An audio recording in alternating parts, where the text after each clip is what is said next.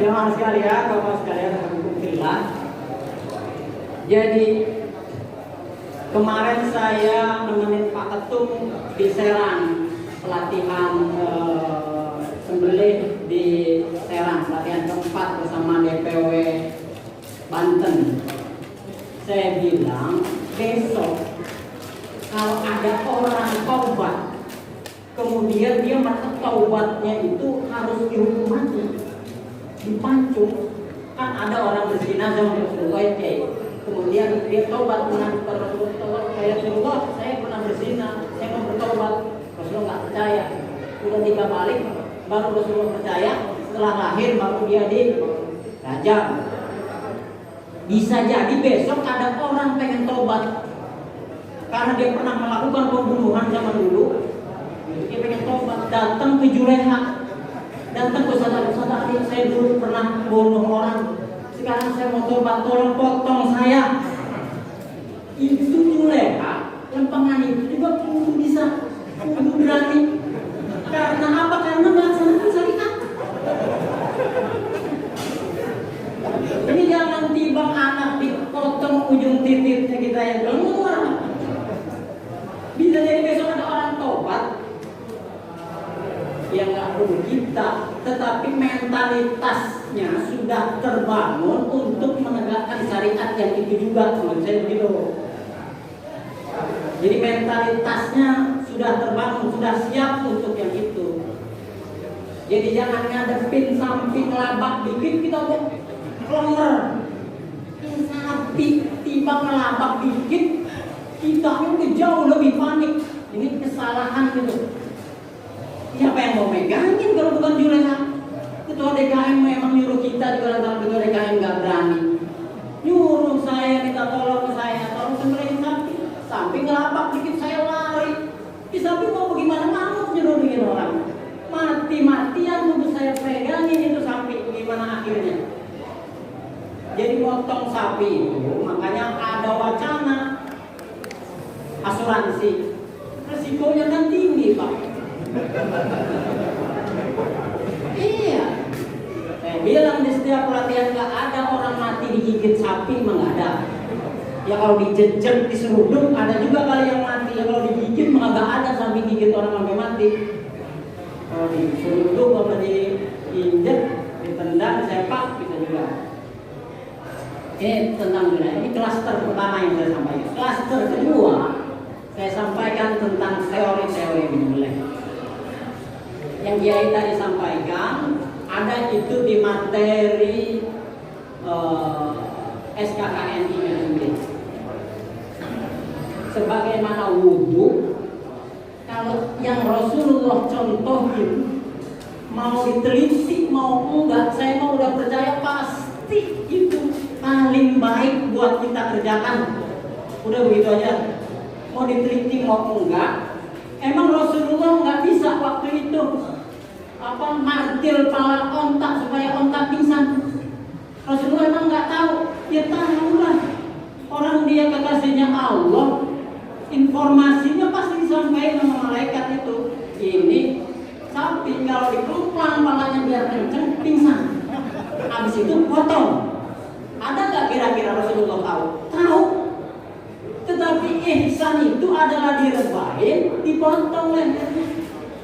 Karena apa? Mau diteliti, mau nggak diteliti, pasti ada efek baik buat sapi yang dipotong, buat kita yang makan sapi. Juga gampangin urusan kita. Jadi teknisnya juga menjadi jauh lebih gampang, nggak perlu dipingsanin dulu. Telat dikit mati itu sapi ya, Ustaz. Iya, ya kan usah dipotong aja kalau tiba dimatiin doang mah. Palanya udah tinggal begini, mati dari juga. Jadi zabah ayat bahu itu ada dalam Al-Quran 8 kali. Ini apa? Umirtu an azbahuka, kata Ibrahim. Jadi Ismail itu disembelih dengan sebagaimana kita menyembelih domba kita, kambing kita. Dan zabah ayat bahu itu ada 8 kali dalam Al-Quran, artinya sama. menyembelih sesuai pemahaman kita.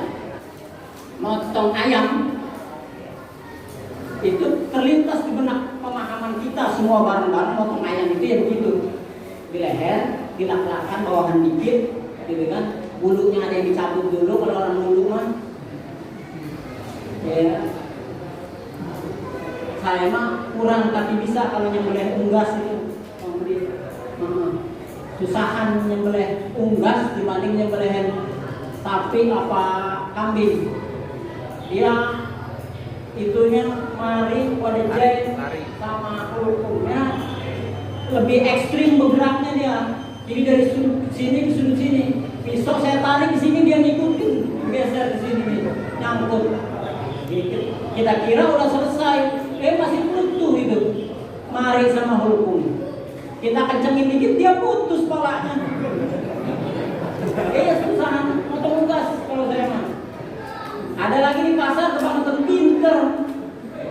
Pegang dikit, cotek, lemparin, ceblusin air panas. Wah.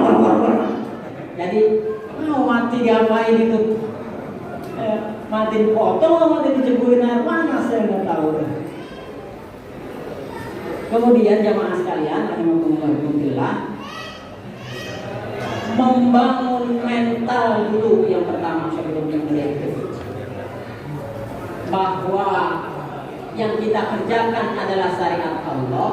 Yang kedua, ini sapi makhluk Allah, yang kita juga makhluk Allah, cuman bedanya kita khalifah fil ardh.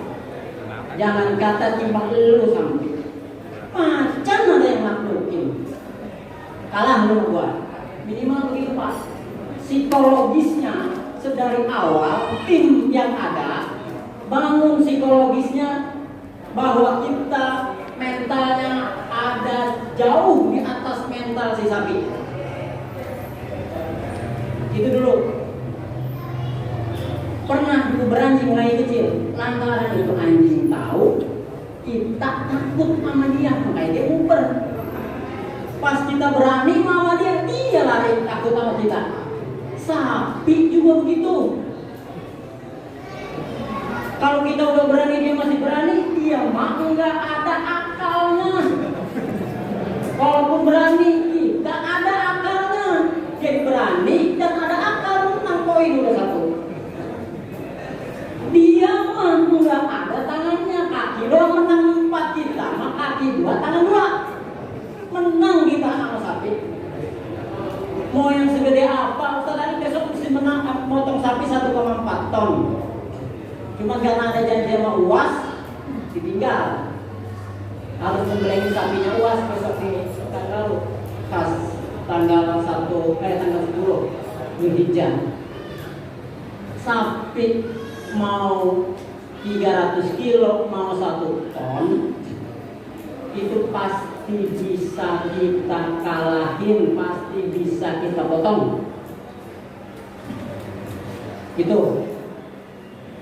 Kalau sapi ngadat, orang Betawi adatnya yang mana yang kurang?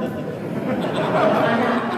Iya nama abangnya juga sering berantem itu adat yang ada gede orang Betawi mah. Jangan Depok, orang Betawi juga.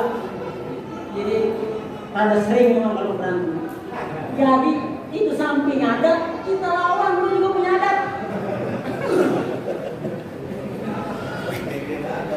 Iya, ini dia ada sama sapi. Lagi kemarin saya bisa jagain sapi sendirian. Kalau sekarang mah udah nguahin kayaknya. Udah kurang sapi itu. Kemudian jamaah sekalian yang dirahmati Allah Subhanahu wa taala. Jadi sekarang mah ada YouTube, ada Facebook. Kita bisa googling teknis penyembelihan seperti apa. Kita bisa lihat kitab-kitab di Google. Bahkan bisa kita lihat mereka yang sudah membaca kitab kemudian dia tulis ulang di Google. Kita bisa baca. Jadi kalau ada tulisan di Google kita baca, itu nanti kalau yang nulisnya pinteran dikit, dia sebutin marojiknya tuh, kitab anu, dia baca dari kitab anu. Jadi jangan main telen. Ya walaupun dari Google banyak yang betul, tapi dia yang betul itu yang menyebutkan marojiknya. Jangan tiba baca judul, kesimpulan kita dapat Jokowi anu. Belum tentu. Jokowi juga orang, ada kebaikan-kebaikan yang harus kita apresiasi, ada keburukan-keburukannya yang harus dikoreksi, gitu kan? Cuman yang koreksi biasanya tentang polisi.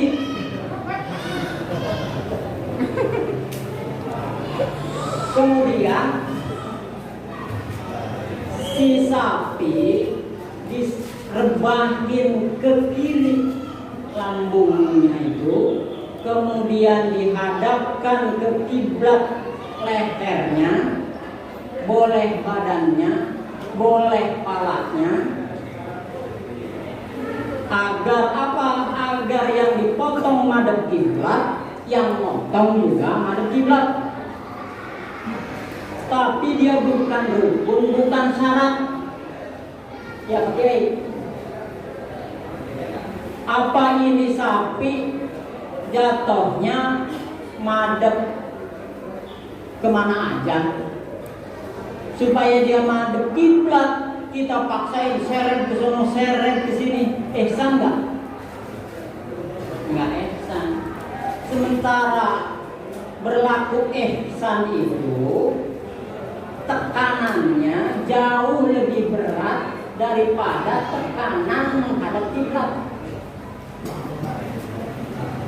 Jadi syariat nyuruh kita menghadapkan hewan kiblat, gitu kan? Tetapi syariat juga menyuruh kita idza qataltum fa ahsinul qiblah, fa idza zabahtum fa ahsinuz zibha.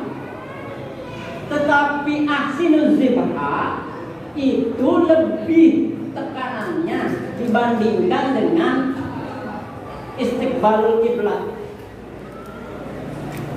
Jadi karena dia jatuhnya menghadap ke balik belakang kiblat, maka harus ada proses kita geser itu sampai menghadap kiblat. Ini kita pakai tadi itu akal kita. Ini kira-kira kalau kita menghadap kiblat seberapa resikonya? Dia bisa diri lagi. Itu sapi tersiksanya seberapa tersiksa, atau kita potong aja dulu. Itu gunanya otak dan akal kita mengkalkulasi itu. Berlaku ihsannya jauh lebih prioritas daripada menghadap kiblatnya. Kemudian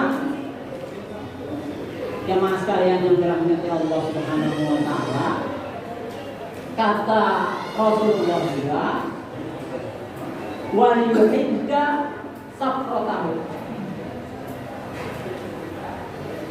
Harusnya harus apa ya? Harus apa ini tuh? Yang ngaji mah pasti tahu itu hadis. Itu pisau, itu golok, itu bendok, tajamkan setajam maksimal. Ada orang bisa nyembelih tapi nggak paham tajamnya bila. Banyak kita di YouTube juga.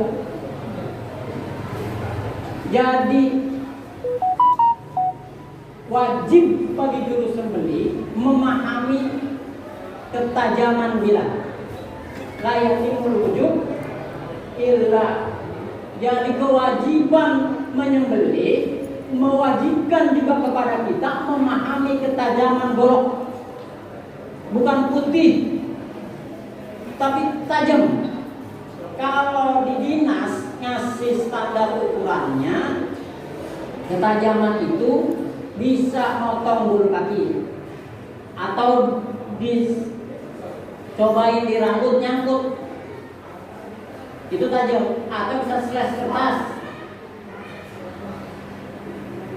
Setelah itu, setelah digunakan nyembelih juga boleh dites lagi, siapa tahu waktu nyembelih pertama golok kita itu kena tulangnya, sehingga saat sembelihan kedua performa ketajamannya sudah berkurang. Maka perlu golok alternatif, makanya guru sadari goloknya 20, ada 30, ada banyak dagangan ternyata. Jadi memahami itu, memahami ketajaman bilah. Jadi bukan putih doang, bukan mengkilap doang. Mengkilap perlu untuk hygiene sanitasi, karena yang mengkilap dia lebih mudah dibersihkan dan tidak disukai oleh bakteri. Warna gelap cenderung lebih disukai oleh bakteri dan virus. Virus corona lebih suka warna gelap. Makanya carikan yang putihan dikit.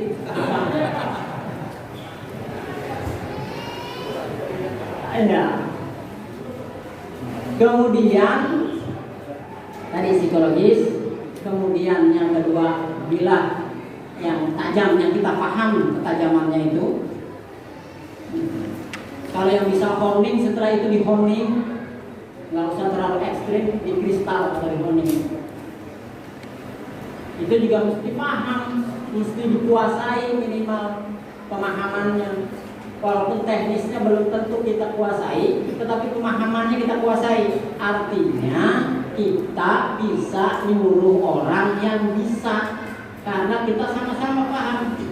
Saya bisa ngasah golok, tetapi saya lebih suka ngeluarin grid